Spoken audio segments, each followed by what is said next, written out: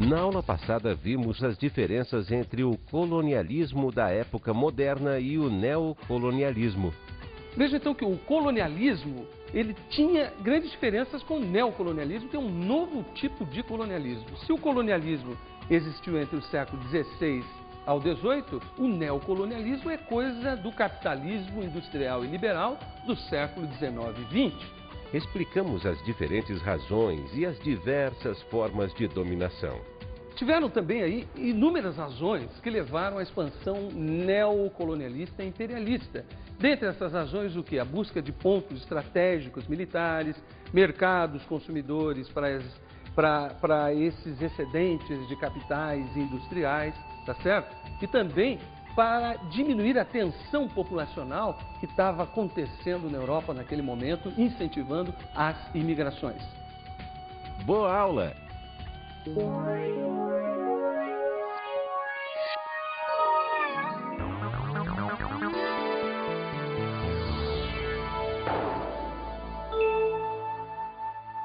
E aí, moçada?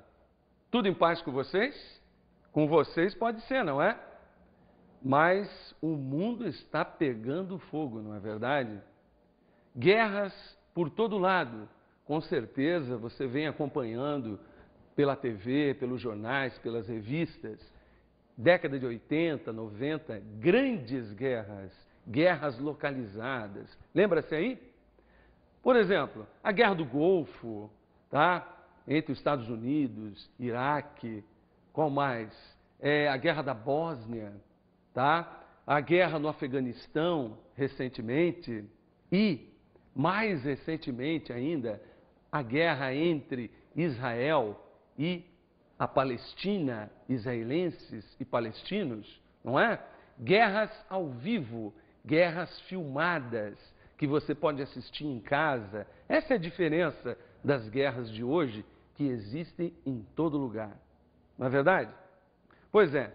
Nosso tema de hoje é bem sobre isso. Nossa aula é sobre a guerra, pois o nosso tema é a Primeira Guerra Mundial e a Revolução Russa.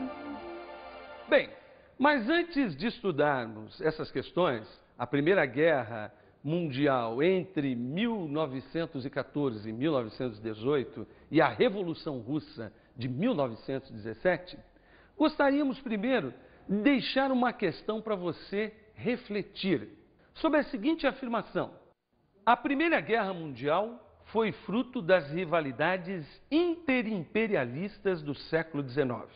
Olha, o que a gente quer? Que você agora, nesse momento, converse com o seu colega ao lado, reflita sobre essa afirmação, lembrando aí da aula anterior sobre o neocolonialismo e imperialismo no século XIX. Tá bom? Veja lá, discuta, lembre-se da aula anterior. Tá bom? Então, um momento para reflexão.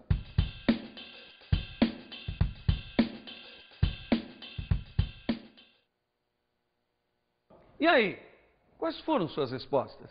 Chegaram a alguma conclusão? Conseguiram explicar esta afirmação? Lembram-se lá de rivalidades interimperialistas no neocolonialismo, no imperialismo, pela África e Ásia no século XIX? O que vêm a ser as rivalidades interimperialistas?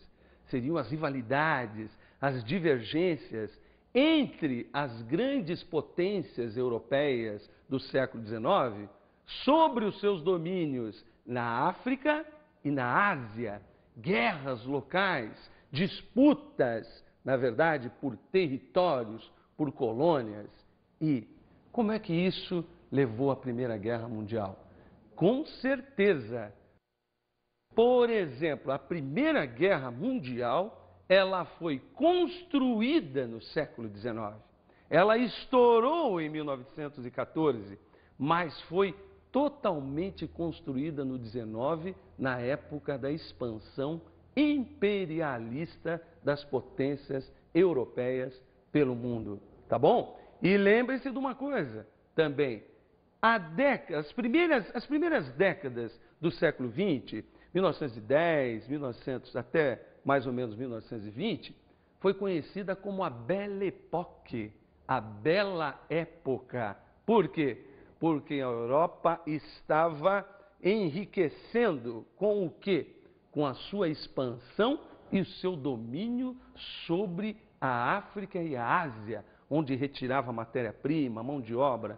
Então, a Europa engordou, enquanto a África e a Ásia foram super exploradas. Por isso temos aí a Belle Époque. E lembra-se aqui, vamos ver aqui no nosso mapa que lembra a aula anterior sobre o neocolonialismo. Por exemplo, as rivalidades interimperialistas foram as primeiras causas que levaram à Primeira Guerra Mundial. Países da Europa como Alemanha, França, Inglaterra, Itália, que tinham domínios aqui sobre a África e sobre a Ásia e a Oceania. Então, a disputa por esses territórios, a disputa europeia por esses territórios, foi já construindo a Primeira Guerra Mundial. Está lembrado? Outras razões que levaram à Primeira Guerra Mundial. Entre elas, a corrida armamentista.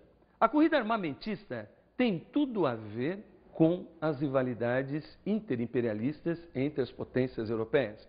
Quanto mais elas disputavam colônias e territórios, mais acontecia o quê? Mais elas se armavam, tá? Mais elas se militarizavam, tá bom? Então todo mundo estava se armando até os dentes. França, Alemanha, Itália, Inglaterra, para defender os seus territórios. Ok? Outra razão bastante importante aí foi a ascensão da Alemanha. A Alemanha, nesse momento, começa a se desenvolver economicamente, industrialmente, tá? E começa também a querer dividir a fatia do bolo, tanto na África quanto na Ásia. Então, o desenvolvimento da Alemanha vai o quê? Enfrentar o poderio da França, da Inglaterra, principalmente. Tá bom? Uma outra questão importante como razão foi o nacionalismo do leste europeu. O que vem a ser isso? O nacionalismo do leste europeu, aí desta região, tá, onde fica a Hungria, tá, onde fica hoje a Sérvia, a Tchecoslováquia, tá, elas pertenciam ao Império Austro-Húngaro, um grande império na região do leste europeu. E muitos países, como a gente conhece hoje, Bósnia, Sérvia e Iugoslávia, estavam submetidos ao Império Austro-Húngaro. E aí o que acontece? Movimentos nacionalistas de libertação irão ocorrer na década de 10 e 20 no leste europeu, buscando a sua emancipação do Império Austro-Húngaro. A política de alianças. Política de alianças vem a ser o quê? Eram alianças estratégicas entre os países europeus, tá? Alianças tanto comerciais quanto militares. Alianças comerciais e econômicas, por exemplo, entre a França e a Inglaterra, tá? Entre a França e a Rússia, entre a Alemanha e o Império Austro-Húngaro, entre a Alemanha e a Itália, tá? Alianças que ao mesmo tempo eram econômicas, mas também eram militares, porque estavam prevendo também o quê? Estavam prevendo aí, né, um possível enfrentamento. Acompanhe aqui no nosso mapa sobre essa disposição da Tríplice Aliança e Tríplice Entente. Em azul, a Tríplice Entente, Rússia, França, Inglaterra, tá? Então seria aqui a Tríplice Entente, essa política militar e comercial entre esses países. Em verde aqui, teríamos a Tríplice Aliança das potências centrais que estavam se insurgindo, emergindo, a Alemanha, o Império Austro-Húngaro, tá? A Romênia, Bulgária, Grécia e Itália. Em amarelo, temos os países que não participavam aí dessa aliança. Espanha, Suécia, Bélgica, Noruega e Suíça. Então temos aqui a Tríplice Entente e a Tríplice Aliança. Mas teve uma causa imediata da Primeira Guerra Mundial, tá? Tudo isso já vinha acontecendo, mas uma coisa foi o estopim da Primeira Guerra, que foi, em 1914, o assassinato do arquiduque Francisco Ferdinando, o arquiduque do Império Austro-Húngaro, herdeiro do trono. Foi assassinado por um grupo nacionalista da Sérvia. Ora, isso levou a quê? Levou imediatamente ao acionamento do sistema de alianças, tanto da Tríplice Entente quanto da Tríplice Aliança. E é importante a gente lembrar o seguinte, que naquela época, para acontecer uma guerra, teria que ter declaração de guerra, tá? E essas declarações aconteceram. Coisa que hoje em dia isso não acontece muito, se fazem guerras sem ter declaração nenhuma. Vejamos como é que se deu esse acionamento do sistema de alianças pelo mapa. O Império Austro-Húngaro vai então declarar guerra para a Sérvia. Só que a Sérvia também era aliada do Império Russo. A Rússia então declara guerra para o Império Austro-Húngaro. Mas, como a Alemanha era aliada também do Império Austro-Húngaro, declara guerra à Rússia. Como a Rússia era aliada da França e da Inglaterra, a França e a Inglaterra declaram guerra à Alemanha e declaram guerra à Áustria. E o rolo está feito, não é verdade? Assim se inicia a Primeira Guerra Mundial, que durou aí 4 anos de combates intensos, principalmente no continente europeu, chegando um pouco à África, mas pegando todo o continente europeu. Uma guerra violenta, que também foram utilizados pela primeira vez produtos, armamentos químicos de gás, tá bom? Então estoura aí a Primeira Guerra Mundial entre 1914 e 1918, envolvendo aí países da Tríplice Aliança e Tríplice Entente, tá? E essa guerra de 4 anos dentro desse continente europeu vai terminar como? Ora, antigamente também se terminava uma guerra com um tratado, coisa que também não acontece hoje em dia, tá? Então, em 1919, depois de muita luta e muito avanço da Tríplice Entente, Inglaterra, França e Rússia, tá? Sobre a Tríplice Aliança, as potências centrais, com um avanço militar sobre eles, tá? A Tríplice Entente sai vitoriosa da Primeira Guerra. E tem mais. Houve uma mudança violenta no mapa político europeu, tá? Surgiram outros países, tá? Então vamos dar uma olhada aqui. A Europa antes da Primeira Guerra Mundial, tá?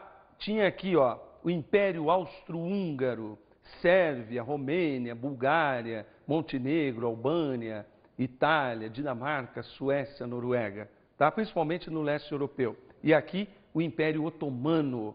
Veja as mudanças que ocorreram depois da Primeira Guerra Mundial, principalmente na Europa Oriental, tá? Veja, surge aí então a Finlândia, Estônia, Letônia, Lituânia, Polônia, Tchecoslováquia, a Áustria, tá? Se divide em Áustria, Hungria, Iugoslávia. Então veja, o que a gente tem em amarelo aqui são os países que surgem depois da Primeira Guerra Mundial. Então veja, há um reordenamento do mapa político mundial depois da Primeira, e isso vai acontecer também depois da Segunda Guerra Mundial.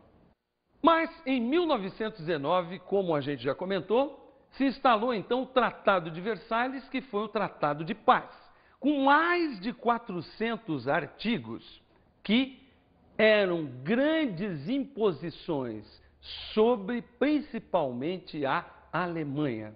No Tratado de Versalhes ficou estabelecido o quê? A devolução de territórios. A devolução de territórios, principalmente territórios e colônias pertencentes à Alemanha na África e territórios fronteiriços ali à França, tá? Teriam que ser devolvidos à Tríplice Entente, tá? Uma outra questão que foi uma imposição sobre a Alemanha foi o desarmamento da Alemanha. A Alemanha não poderia se constituir um exército, tá? Tinha limite até 100 mil soldados, não poderia passar disso. Ela foi freada militarmente, tá bom? Então a Alemanha foi freada, segurada para não crescer militarmente, para não ter mais poder, tá, bélico sobre os outros países. Um outro ponto foi: a Alemanha foi considerada culpada pela guerra. E o que isso quer dizer? A Alemanha culpada pela guerra, que ela era responsável, que todos os danos de guerra tinham que ser pagos por ela, tá bom? Então, França, Inglaterra e Estados Unidos vão exigir da Alemanha pagamento pelos danos de guerra. Essas imposições rigorosas do Tratado de Versalhes, principalmente sobre a Alemanha, levou a Alemanha a um revanchismo muito grande contra a França, Inglaterra e Estados Unidos. E esse revanchismo levou, no período de 18 até mais ou menos 30, 34, levou à ascensão do ultranacionalismo nazifascista, tá? Por quê? Porque os alemães começaram então a se defender, buscar a defesa de sua nação, que tinha sido humilhada pelo Tratado de Versalhes, e isso deu trela à ascensão de Hitler na década de 30, que veremos mais tarde. Tudo bem? Mas antes, vamos dar uma paradinha, um breve intervalo, tá certo?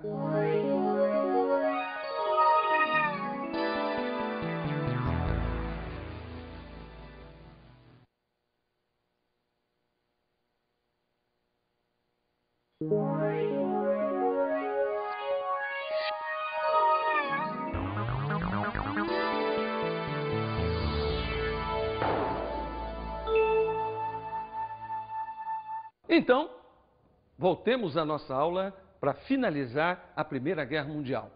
Vamos ver agora então o seguinte: os resultados da Primeira Guerra Mundial. Quais foram os resultados aí?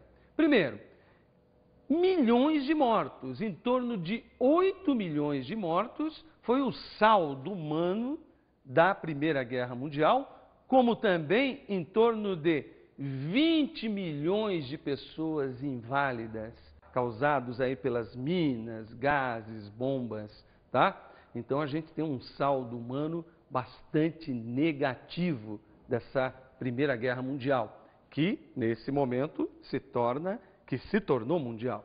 Ora, também um dos resultados, uma das consequências foi uma grave crise econômica, política e social em toda a Europa, que vai se espalhar por toda a Europa. Por quê?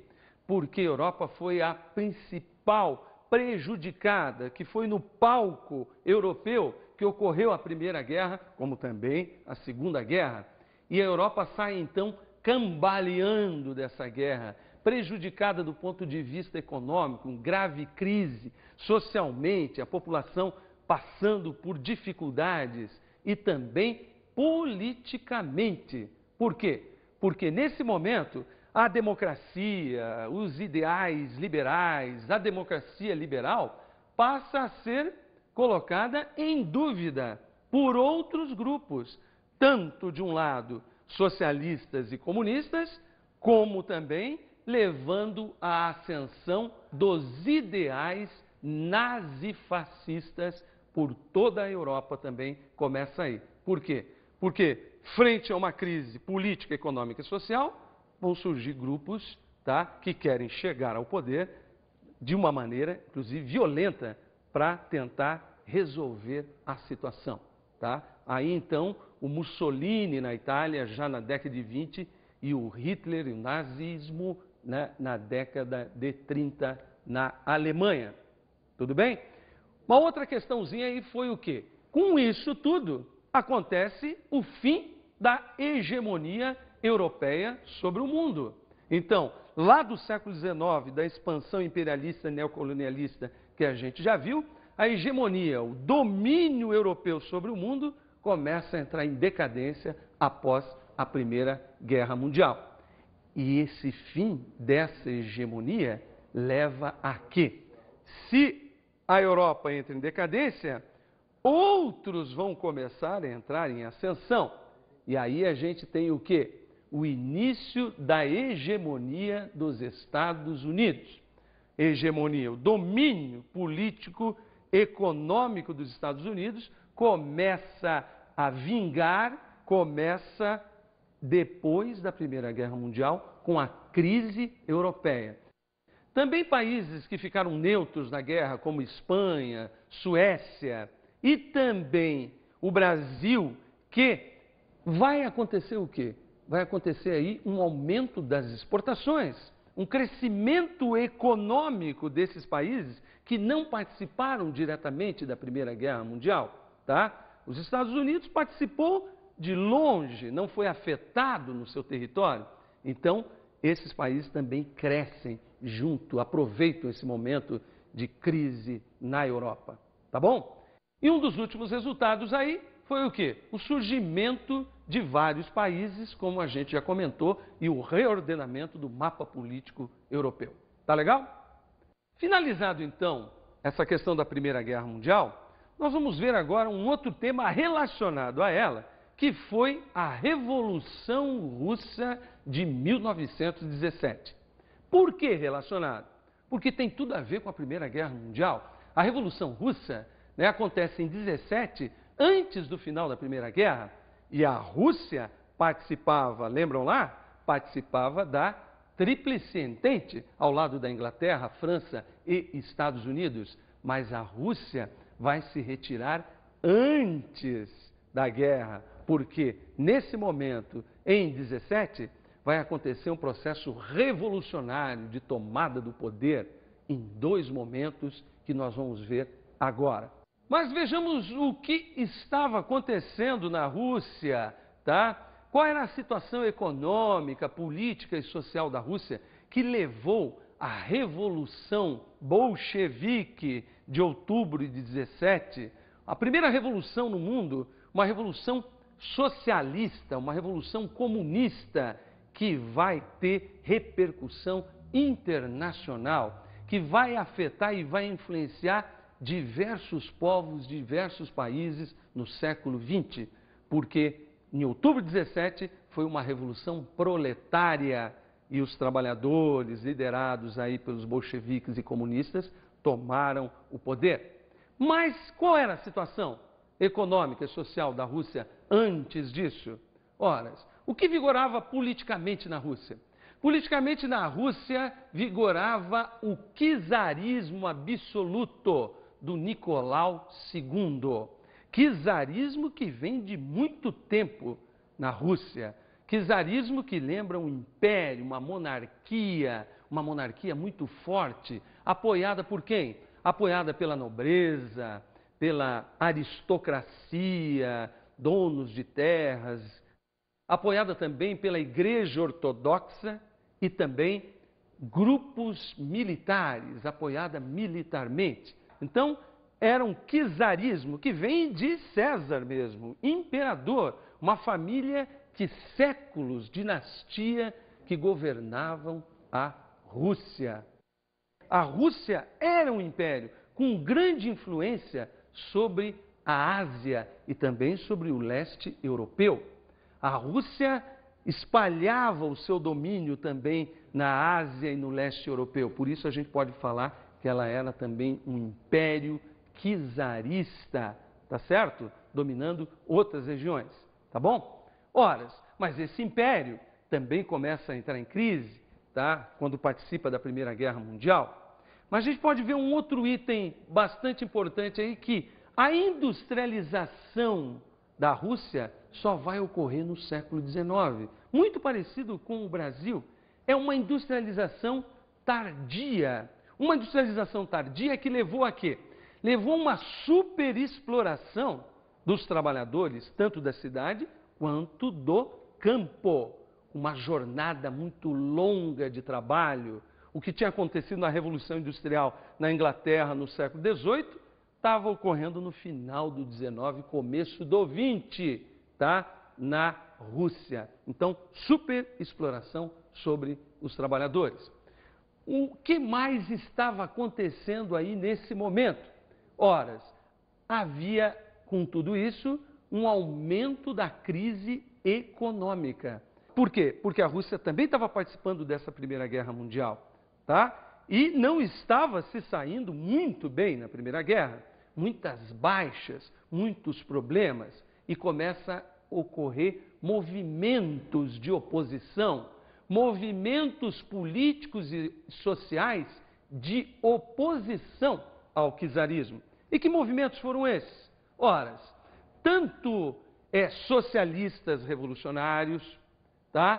Comunistas, anarquistas, tá? E também uma certa burguesia nacionalista ou constitucionalista, liderada pelos cadetes, também estava se colocando como oposição a toda essa situação crítica que a Rússia estava vivendo. E esses grupos de esquerda, de oposição, cresciam cada vez mais o seu poder de influência sobre a população e também sobre os soldados, sobre os camponeses, sobre os trabalhadores. E essas organizações de esquerda passaram ao quê? A exigir a saída da Rússia da guerra.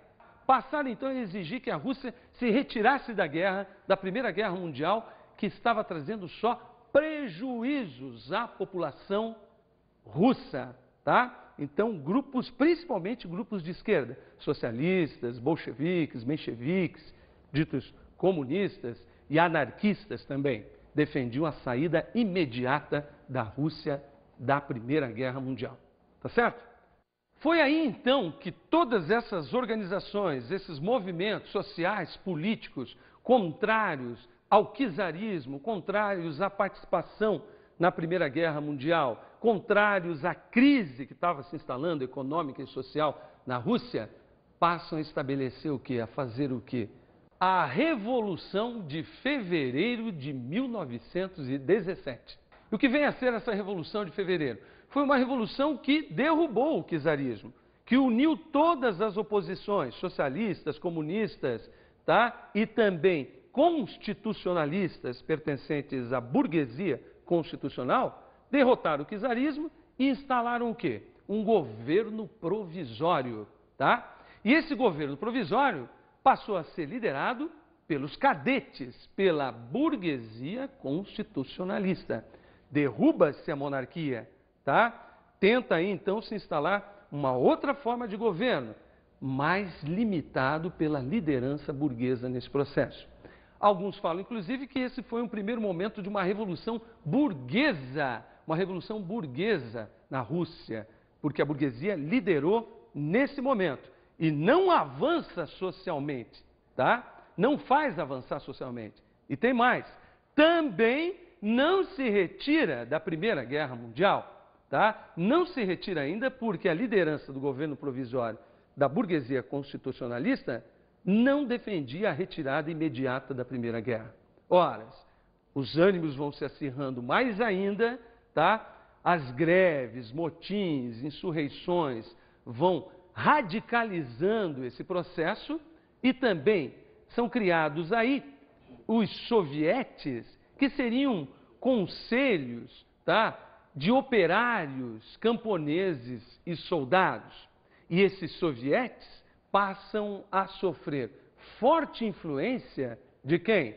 Dos comunistas, dos bolcheviques, dos mencheviques, tá? Passam a sofrer forte influência para quê? Para radicalizar, para exigir mais mudanças sociais, para que a Rússia se retire da Primeira Guerra Mundial. Mas como o governo provisório não arreda o pé, esse processo vai aumentando, a pressão vai aumentando, que chega a Revolução de Outubro de 17. Dizem muitos estudiosos a respeito que isso foi o quê? Uma revolução que vai derrubar uma revolução burguesa, instalar nesse momento uma revolução proletária. Uma revolução liderada por quem? Liderada pelos bolcheviques, comunistas do Partido Bolchevique, que na frente estavam Lenin, Trotsky, com a ideologia de Marx, com a ideologia marxista liderando esse processo, e dizendo todo o poder aos sovietes. Os sovietes tinham que ter todo o poder, era essa afirmação dos bolcheviques e de Lenin. Isso significaria o quê? Dar o poder aos operários, soldados e camponeses, tá? E a revolução não foi de outubro de 17, não foi extremamente violenta, porque os próprios soldados passaram, as forças militares passaram para o lado dos bolcheviques, dos comunistas. Então foi muito fácil derrubar o governo provisório. Quem governaria então a Rússia? O Conselho dos Comissários do Povo. Esse Conselho dos Comissários do Povo, quem presidia? Lenin, do Partido Bolchevique. E esse conselho era constituído também aí pelos sovietes, conselhos de operários, soldados e camponeses. Bem, mas vejamos então quais foram as medidas instaladas por esse conselho. Uma das primeiras medidas foi imediatamente a nacionalização dos bancos estrangeiros e estatização das fábricas e das grandes propriedades rurais, tá? Tudo passou para as mãos do Estado, do governo revolucionário. Uma outra medida foi a criação do Exército Vermelho, liderado por Trotsky, pois haviam contra-revolucionários internos e externos, tá? A burguesia, a nobreza e a Igreja Ortodoxa internamente contra a Revolução e a França, a Inglaterra e os Estados Unidos externamente contrários à Revolução Socialista na Rússia. Então foi necessário aí a criação do Exército Vermelho liderado por Trotsky. Também as medidas, como medidas dessa revolução foi o quê? Espalhar internacionalmente a revolução proletária e comunista pelo mundo. Essa era uma das ideias da revolução bolchevique. Por quê? Porque acreditavam eles que para a revolução comunista na Rússia ter sustentação, precisava também que outros países capitalistas, que os trabalhadores também se insurgissem na frente dos seus partidos socialistas ou comunistas e que tomassem o poder. Isso levou a quê? A uma guerra civil violenta de 3 anos, tá? E também, como consequência, o estabelecimento de uma economia de guerra, tá? Se estabelece uma economia de guerra bastante rigorosa, de alta produção, para quê? Para se enfrentar esse momento difícil que estava acontecendo. E uma outra medida foi a criação daquilo que a gente já ouviu falar, da União das Repúblicas Socialistas Soviéticas, a URSS. Muitos artistas, poetas, escritores se engajaram no processo revolucionário, participaram da revolução, tá? E da sua construção. Mas vejamos agora então as repercussões mundiais da Revolução Comunista de 1917. Em 1924 morre Lenin.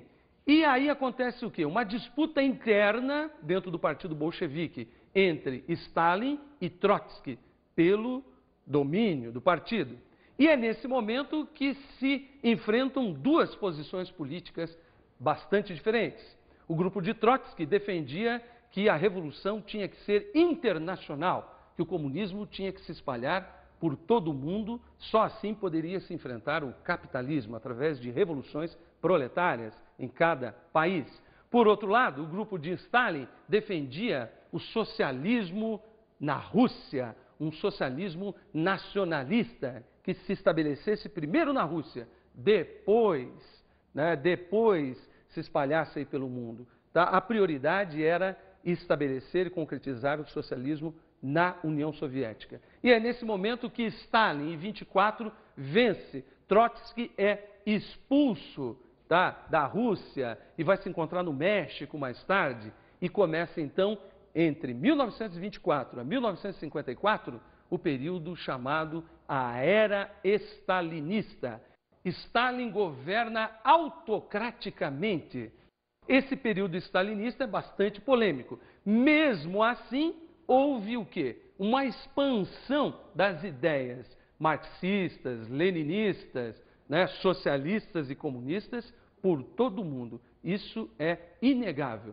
Então, fechamos aí a Revolução Russa de 17 e suas influências. E também vimos a Primeira Guerra. Vamos agora, então, às questões para refletir.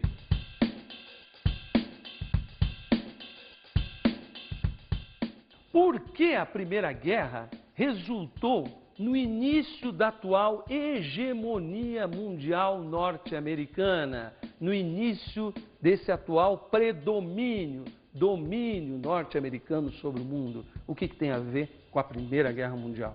Tá bom? Pensem lá, discutam e cheguem às suas conclusões. Tá certo? Vamos agora, então, às nossas dicas de estudo.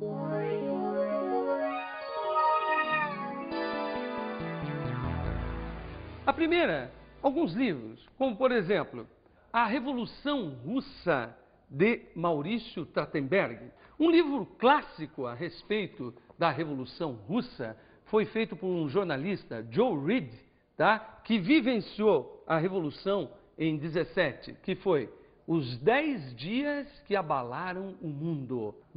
Um retrato de época bastante interessante. Os 10 dias que abalaram o mundo.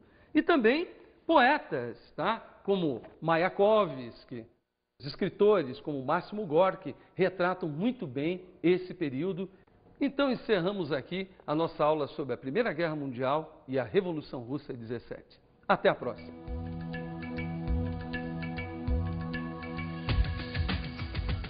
Vimos como a Primeira Guerra Mundial se insere no contexto de crise do capitalismo. E o capitalismo estava nesse momento entre 14 e 45 passando por um momento de crise.